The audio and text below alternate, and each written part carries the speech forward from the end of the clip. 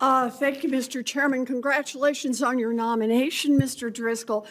So what I'd like to do is continue the conversation that we started in my office. The Army buys a lot of stuff, from tanks to helicopters. They buy a lot of stuff from big defense contractors.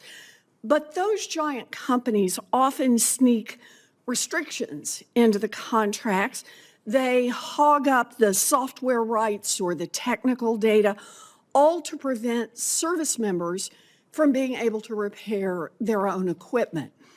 So today I'd like to talk through an example so we can see the difference it makes when the Army isn't hamstrung by right to repair restrictions.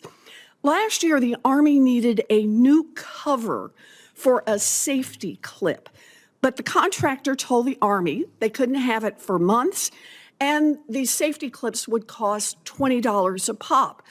Now, thankfully, the Army had managed to keep right to repair restrictions out of this contract and was able to 3D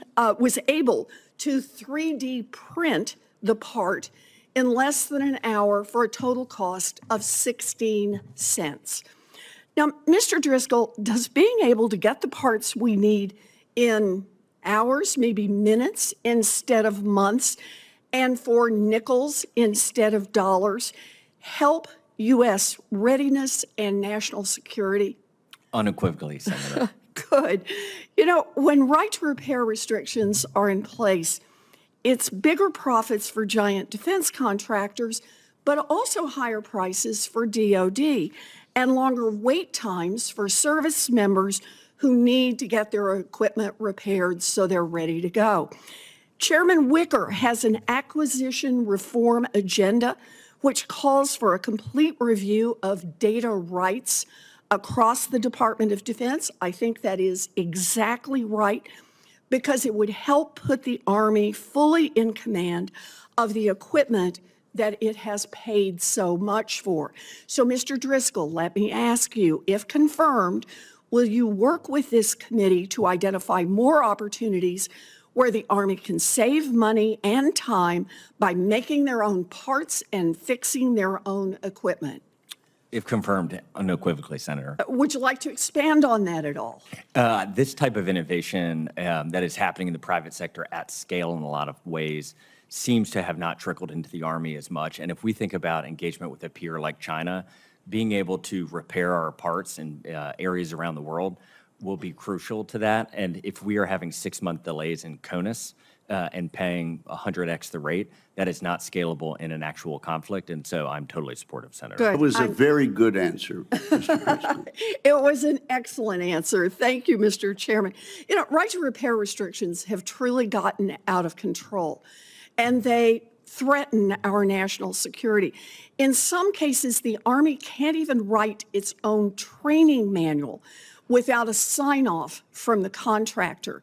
My Service Member Right to Repair Act would help fix this problem. But a root cause of this defense contractor profiteering is the revolving door between senior Pentagon officials and big defense contractors.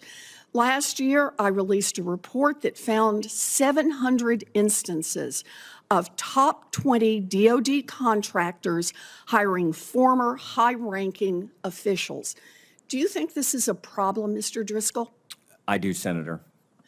You know, when government officials cash in on their public service by lobbying, advising, or serving as board members and executives for the companies that they used to regulate, it undermines public officials' integrity, and it casts doubt on the fairness of government contracting, and it costs DoD a lot of money. We owe it to our taxpayers, and we owe it to our men and women in uniform to fix this broken system. I look forward to working with you on this, Mr. Driscoll. Thank you, Senator. Thank you. I yield back.